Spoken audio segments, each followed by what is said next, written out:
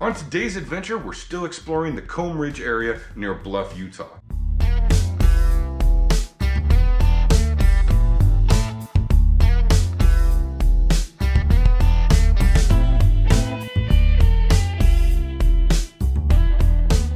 Our next stop on this adventure is going to be a place called Fishmouth Cave.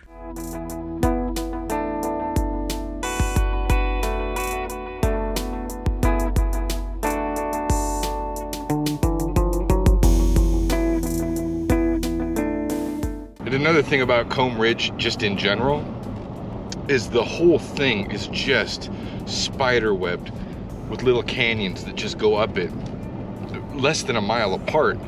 And from what I was reading, there's at least 88 ruins along this 20-mile section, or maybe it's 30-mile section of rock and ridge that is Combe Ridge. So yeah, Combe Ridge is just a fascinating and incredible area for hiking, dispersed camping, and just adventuring in general.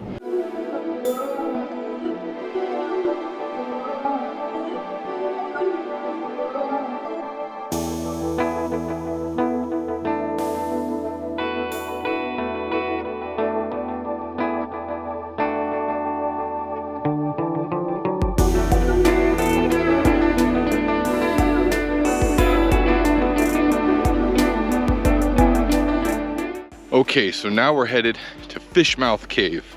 This is going to be the last stop on our adventure, unless we have time to see the dinosaur tracks at the very end of the road. Yes, Combe Ridge has petroglyphs, pictographs, cave ruins, as well as dinosaur tracks.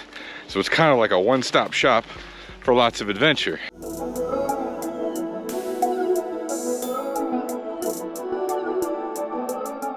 All right, just a couple hundred yards down the trail, we found our first ruins. Now, these things are pretty wrecked, but check it out.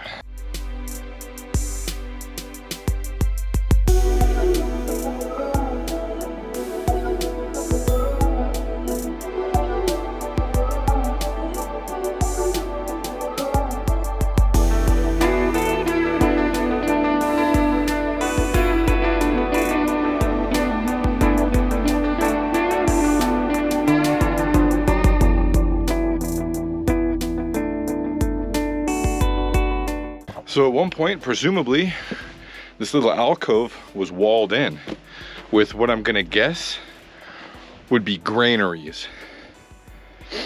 Places where they stored their food. And suspicion on that confirmed, because there's a bunch of little maize corn cobs.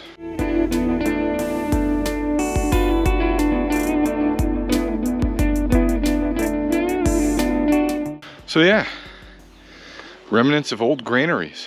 Little pottery shards all over the place too.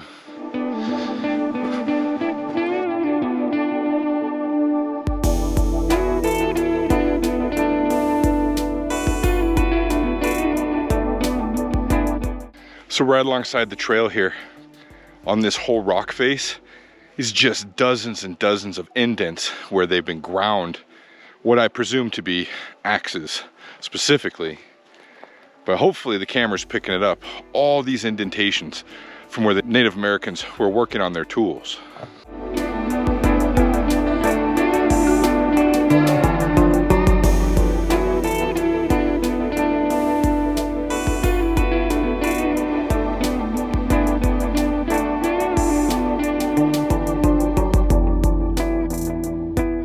Just dozens and dozens of indentations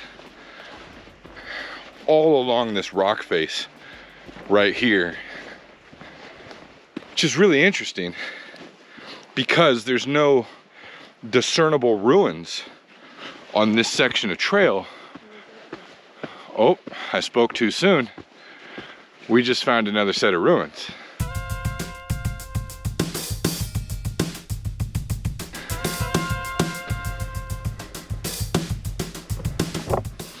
This is a huge shard from where they were flint knapping. This is a really big piece. And when you find these, you gotta watch out, because these edges are really sharp, which is why they use this specific and particular type of stones, because they just naturally make amazing cutting edges. And then when you add some serration to it, whoo, it's good stuff.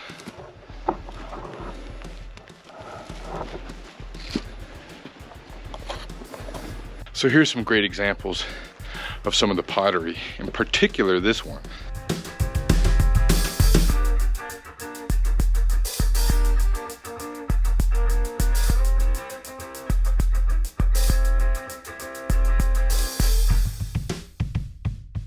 Some of the more ornate pottery has some really neat designs on it.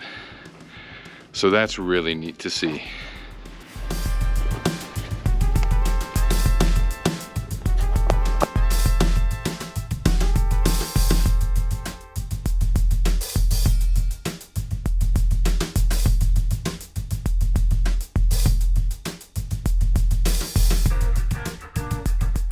And this alcove has really broken down over the centuries and pretty much almost filled in a lot of these ruins. Like this is a foundation right here. And it's almost completely filled in from just big stuff sloughing off the top. So this whole area has been pretty catastrophically damaged, but there's still some really neat standing ruins. Check this out.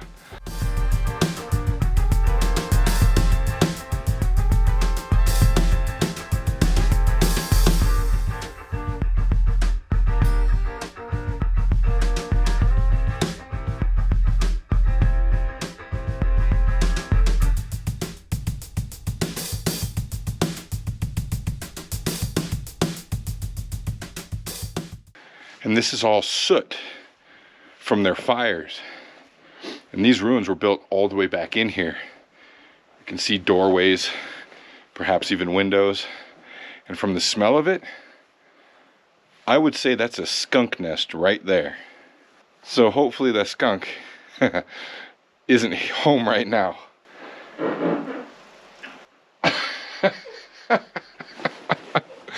The skunk actually might still be here. Yeah, look at all this.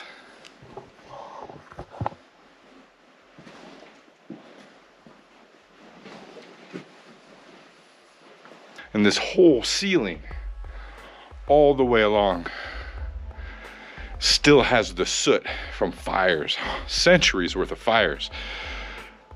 So I wonder what this place was like in its heyday.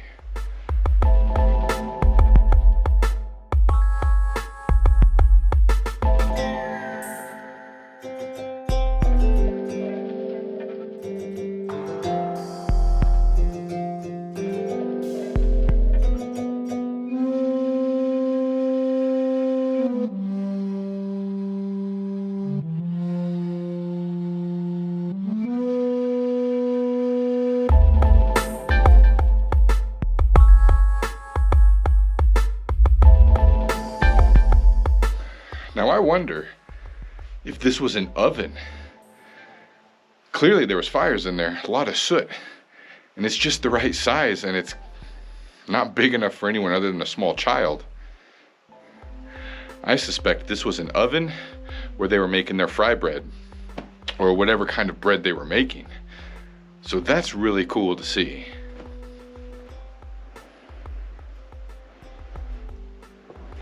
Given all the soot and what I suspect are ovens back there, I wonder if this was like a Native American restaurant, like the primary cooking place for this little vicinity, this little area in this canyon.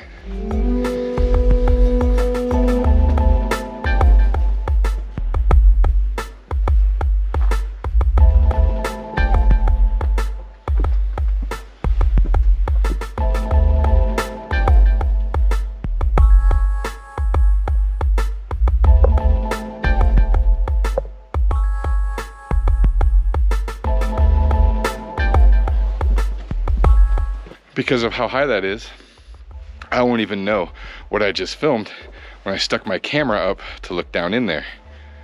So, be interested to see what's in there, because currently only the camera knows. So this is a pretty cool ruin.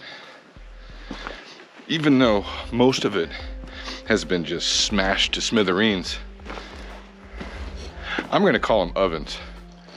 Those two ovens, well, at least one's intact, the other one's half intact. And then this building is still really intact. That's super cool.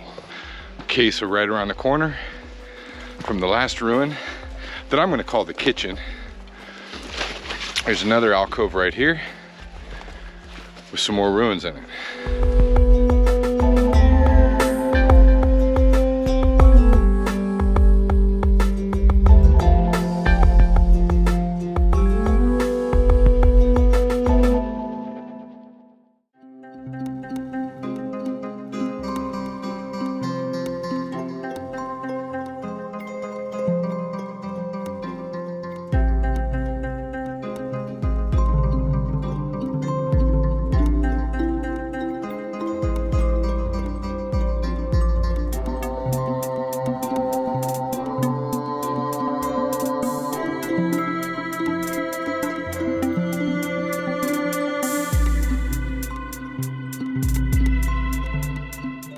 Is so interesting because if you didn't know any better, you could mistake this for a house from a settler. Brick and mortar.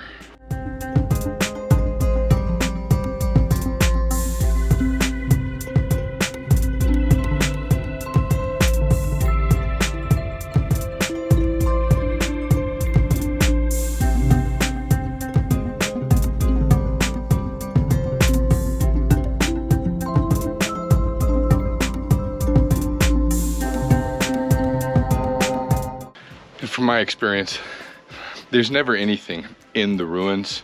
They've been long since picked through, but you do find and see shards of pottery on the ground and the shards from when they were flint knapping and making stone tools. But that's just a neat foundation. It's just neat to see. Complete in the top, presumably, were inserted into the rock. They'd have wood there, beams.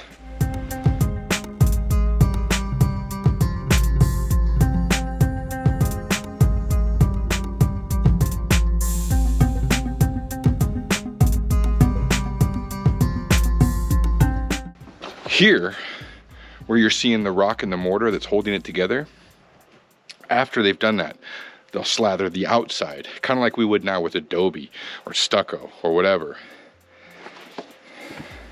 This is the outside coating that would cover the original masonry.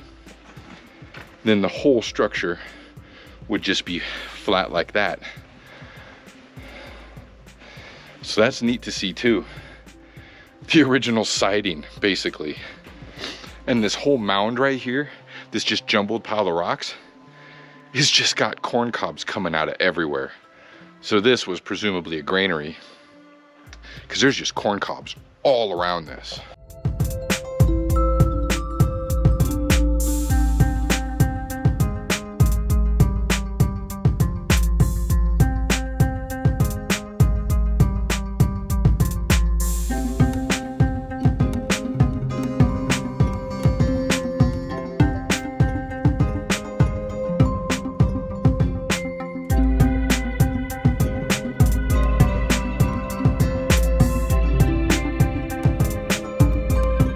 This too, lots of corn cobs, as well as whatever that, I'm gonna call it thatching. I don't know what it is. It's some sort of a plant. And all this fiber. This is super neat. Now we're gonna keep heading towards the cave, see what the next ruin is. So there's the cave right there. That's Fishmouth Cave. And evidently there's no ruins actually in the cave. And you can see from here, it's pretty inaccessible. It's just massive debris and rock slide leading up into it. So I don't think we're going in the cave proper because the access looks like an absolute mess and there's no ruins in it.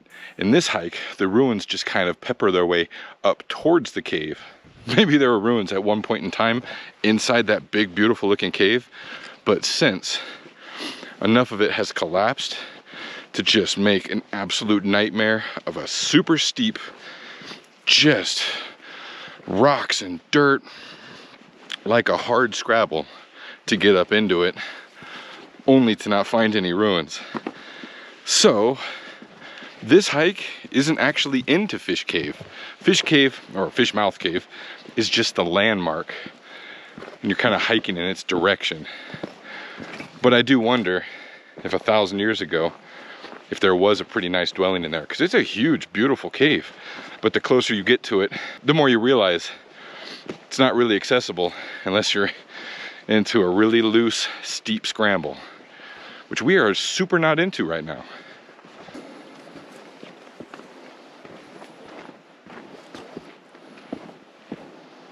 Okay, so after that last ruin that I compared to an old pioneer or settler house, I think that's the last one.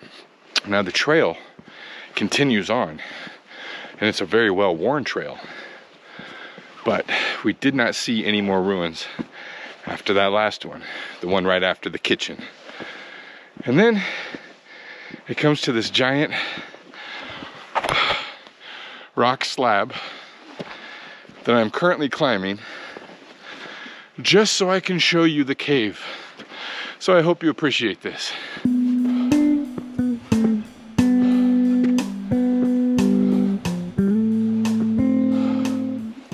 This is a steep climb.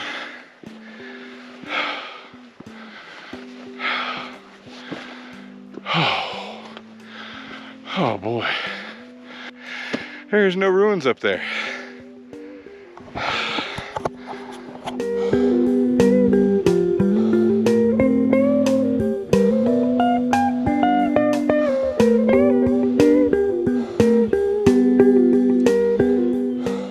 Now it's beautiful to be sure. And if I was 24 instead of 44 and in amazing shape, perhaps I'd go up there just to see it. But since I'm 44 and fat, I'm not gonna do it. I can see it fine from here. But there might be petroglyphs up there. Excuse me. Pictograph and petroglyph. These are hard words to say. Petroglyph.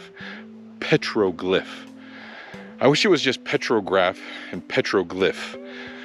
One beginning, two different words at the end. It'd just be so much simpler. Anyhow. Fishmouth Cave, no ruins. An alcove right alongside it that might, maybe, have a tiny portion of a wall on the far right hand side. Yeah, adventure. This is gonna be it. Now we're gonna go find these dinosaur tracks on our way out, because we just don't have time to see Split Level and the Roadhouse and some other ones. We never saw Wolfman Panel because we got lost, or we just didn't know that we were sitting right on top of it and we had to walk down a wash. But that's just part of adventure. Things don't always go exactly as planned. And the moral of the story, do a ton of research ahead of time. Graphs, maps, GPS, things clearly outlined so you know exactly where to go and you don't just kind of bumble around like I do. But I still have a great time. Now that was a really fun experience. If you have an idea for an adventure that we should go on, please put it in the comments section. And if you're looking for some more adventure ideas, you can click one of these links and go to the page, because there's literally hundreds of other adventures going on there, and I hope to see you next time.